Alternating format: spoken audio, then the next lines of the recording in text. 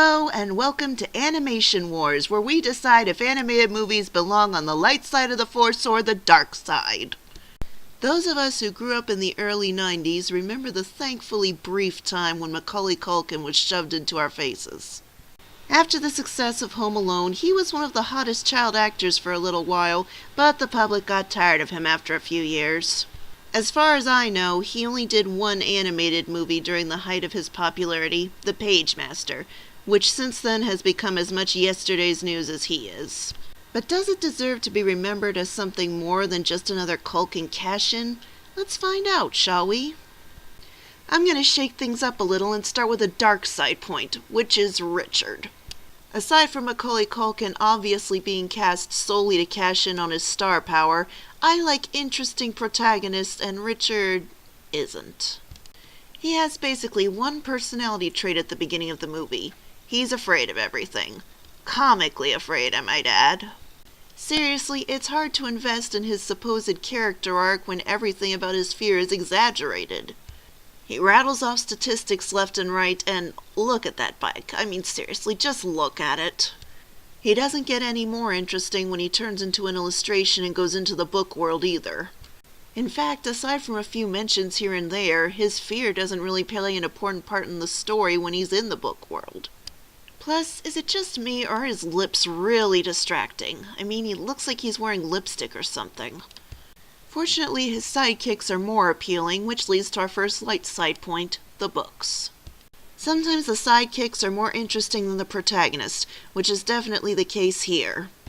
We've got a sassy fantasy book voiced by Whoopi Goldberg, a pirate adventure book voiced by Patrick Stewart, and my personal favorite, a Frankenstein monster-esque horror book voiced by the versatile voice actor Frank Welker. This guy is so adorable that I just want to hug him. Yeah, hug a sentient book. That sounds weird, but I do.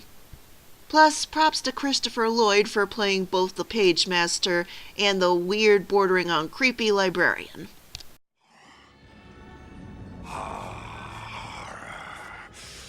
Evil demons, wretched monsters, haunted houses, graveyards. Yes, it's horror for you, boy. I'm sure of it. Does this guy ever play anyone normal? However, the world these characters inhabit is honestly, a mixed bag, but it starts with a very strong light side point, the horror world. This is by far the most atmospheric of the three worlds we visit, and unfortunately, it's the one we spend the least time in. The visuals and music are wonderfully dark and moody, and best of all, we have Dr. Jekyll / Mr. Hyde voiced by Leonard Nimoy. Freaking Leonard Nimoy! Come on, why are we only in the horror world for a few minutes? I'd totally watch an entire movie here, especially with Leonard fucking Nimoy as Dr. Jekyll and Mr. Hyde. That'd make a great movie right there. Unfortunately, he gets defeated far too easily, and the next two worlds we visit aren't nearly as interesting, especially our next dark side point, the fantasy world. Fantasy is by far my favorite fiction genre, but the fantasy world in this movie is generic with a capital G. Ironically, the genre that's supposed to be all about imagination isn't very imaginative here. The landscape mainly consists of trees and some hills.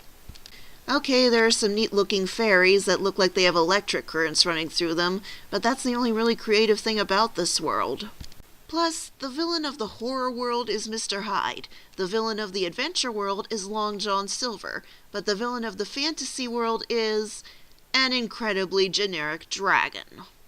Yeah, couldn't they have come up with something a bit more creative?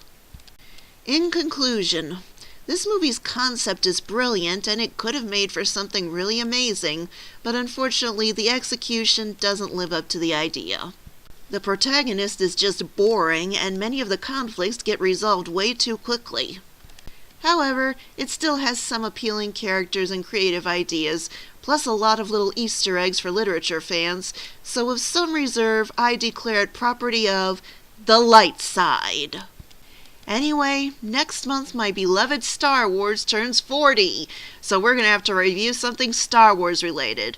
Until then, may the animation be with you.